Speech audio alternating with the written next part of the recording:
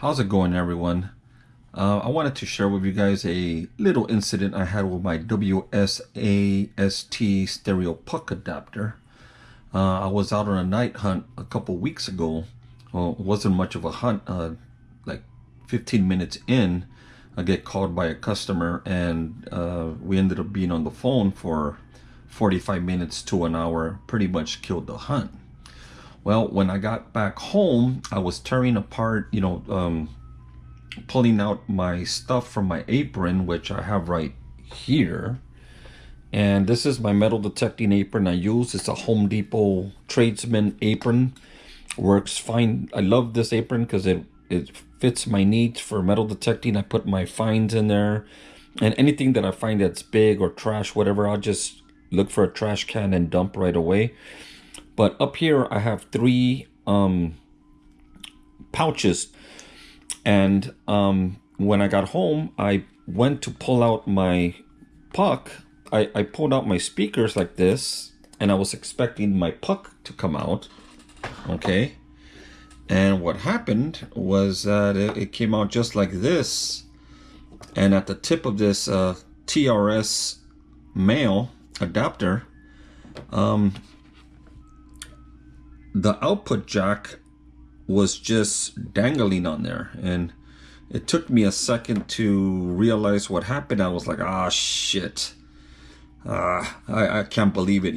I've only had this adapter for about 3 weeks, and I already broke it. Not a big deal. I could order another one, but I can't stand waiting around waiting for something to come in, especially something that I use all the time. If I have things that I use that are important to me, I can't stand not being able to find a replacement right away. So this adapter I ordered from Big Boy Hobbies, and I bought my Deus 2 there last year. And by the way, Bart over there, he's a great guy.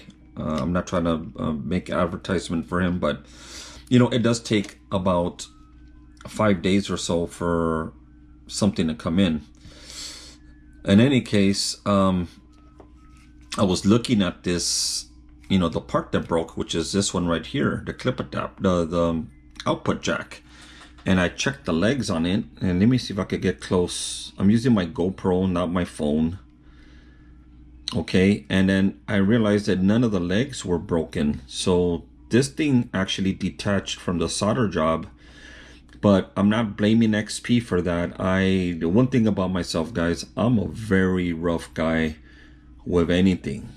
Okay, I'm an electrical contractor, and even at work, I just totally abused the hell out of my tools. And they say that Sparkies were really rough on our tools, and that is absolutely correct. I could vouch for that. So it could have been when I pulled this whole setup, I just just grab it and yank it out. This output jack could have got snagged on something, or it could have just been me. Okay, so I'm not blaming XP. I'm not questioning their quality, but in any case, I was looking at this and I was like, maybe I could solder this back on.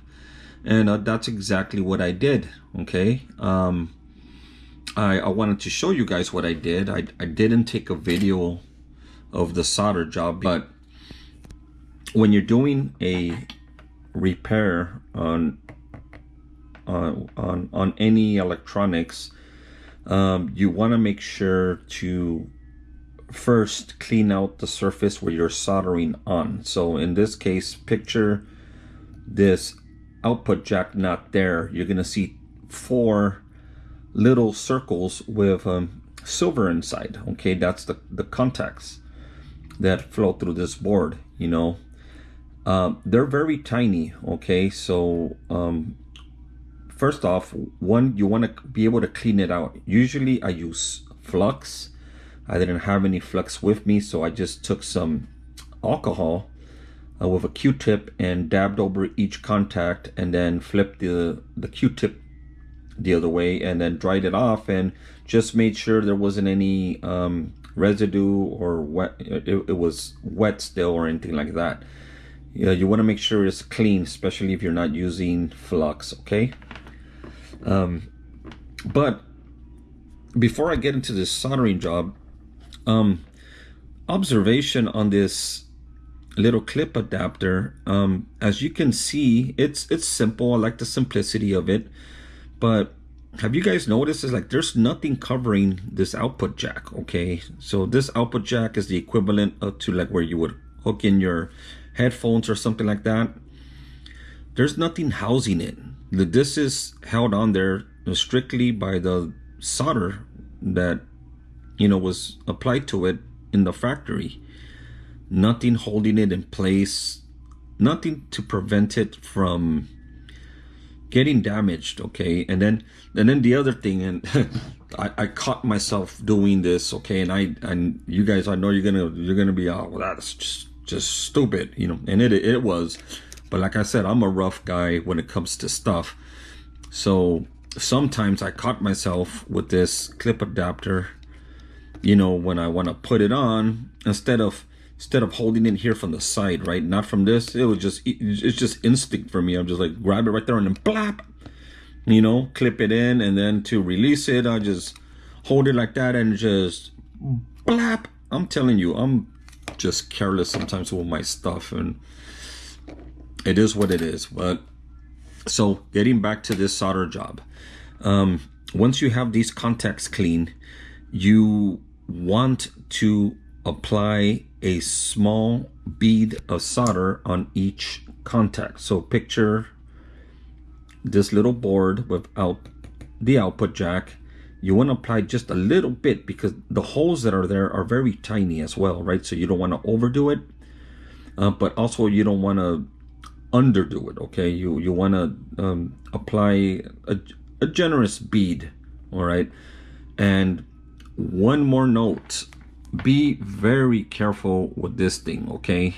So I'm using a soldering station, and so this thing, I cranked this up all the way so it's at the 400 watt max on this. And for me, that's how I like to use this soldering iron, because it allows the solder to flow with ease and makes the job a lot more quicker and efficient, okay? So, but you got to be careful. You don't want to apply a lot of heat around this board. And yes, this is a board, so I would assume this is made of some kind of fiberglass, so it is resistant to heat, but it's not, you know, not too much. And this thing right here, you know, if you're not careful, like with this particular setup I have, you could very well damage the copper trace inside of this board, okay? So careful with your iron, okay? So after that, you want to position the block over the 4 beads of solder, and it's going to be a little difficult because it's no longer flat there, right? You have like a drop of solder on each contact. So you want to place it over the 4 contacts. You want to line up the little legs, okay? And let me see if I could show you guys this. And I'm holding my GoPro with one hand and trying to show you, but if you could see, they're the little legs. There's 4 little legs that attach to the contact point on this board. You want to have it as square as possible over it. It's very important, because once you get to soldering, if it's crooked, it's not going to work, okay? It's got to be perfectly lined up. And if you do accidentally solder, you know, let's say you start at your first point and you begin to solder and it's not lined up, well, you would have to reheat that point and then remove it again, okay? So you have to start all over again. So the difficult part on this little board, what I found tricky, was to maintain this little block over the 4 solder points, okay? Because like I mentioned before, it's not flat. So I took a pencil and I flipped it upside down and used the eraser end to apply pressure right here, and then I took my iron and hit the first point up here. So you don't want to put the tip of this soldering iron very close to the board. What I did is I put the heat directly on one of the little legs as closest to the board as I could, but not touching the board. Okay, like I said, you could ruin this board if you're not careful. And then so once you apply the pressure, or the heat right onto that leg, it will transfer down to the solder and it would begin to flow. As soon as you see that solder flow, you immediately release your iron from that little leg, and it will catch immediately. Okay, as as soon as you release the heat on it, it immediately becomes solid. Okay, so that's the hard part. Okay, is getting that first solder point in there.